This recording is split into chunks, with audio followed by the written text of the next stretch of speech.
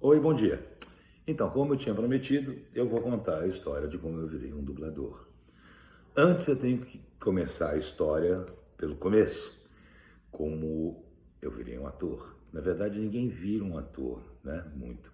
A gente nasce ator.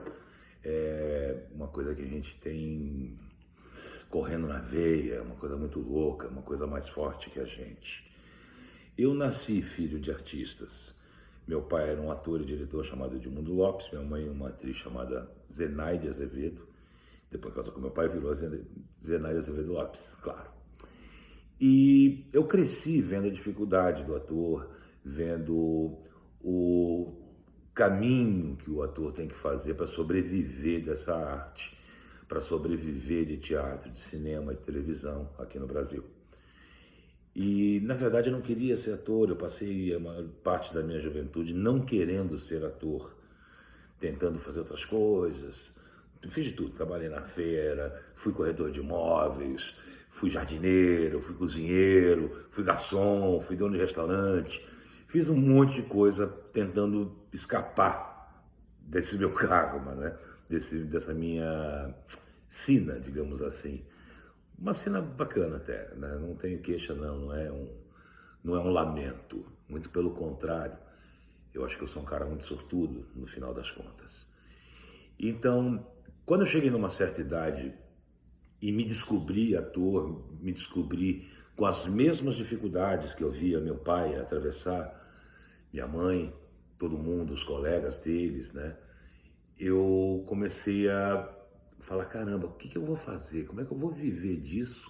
Se é uma coisa que uma hora você tem, outra hora você não tem. Que absurdo, que loucura. E minha mãe sempre falava, né? Meu pai morreu, eu tinha 11 anos, então minha mãe tinha que me lembrar muitas coisas sobre o meu pai durante a minha juventude, a minha adolescência. Então ela sempre falava, poxa, seu pai, quando a coisa apertava, ele dublava, ele ligava para o Líbero Miguel, querido, maravilhoso Líbero Miguel, que era o meu padrinho, era um amigo muito querido do meu pai, e ele, Nair Silva, né, também querida, uma das grandes mestres que eu tive na minha vida, como dublador e como tudo, é uma pessoa muito querida.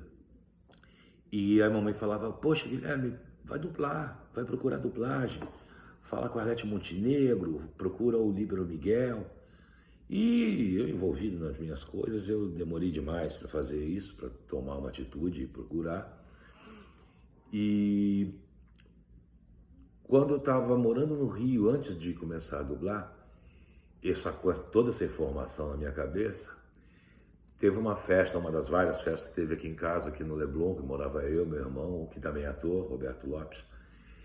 E a gente, numa dessas nossas festas, na época da Peça das Tias, o Paulo César Pereira, Paulão, chapado lá em casa, a gente tomando vinho pra caramba, conversando, falando um monte de merda, um monte de asneira, um monte de coisa bacana também, que nessas noitadas sai de tudo, sai o melhor e o pior em tudo.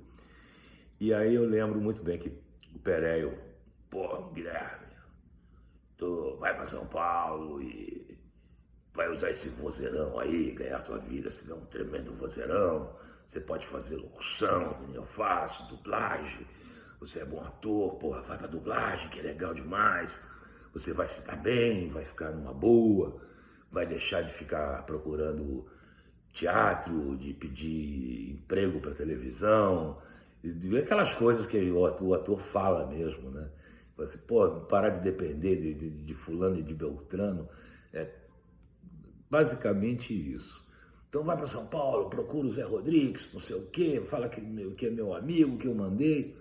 E quando eu fui para São Paulo visitar minha mãe, que morava lá, eu peguei a moto e falei, quer saber? Eu vou lá visitar. E fui visitar o Zé Rodrigues, fiz um arquivo com ele lá, um teste.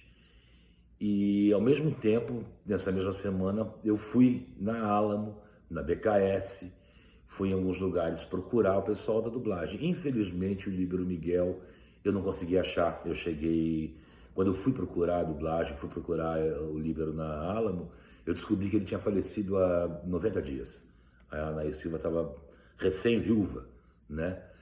E aí a gente acabou se apegando muito com a Anaí, todo mundo ficou do lado dela. E foi todo um processo assim, muito louco, desse meu início de dublagem.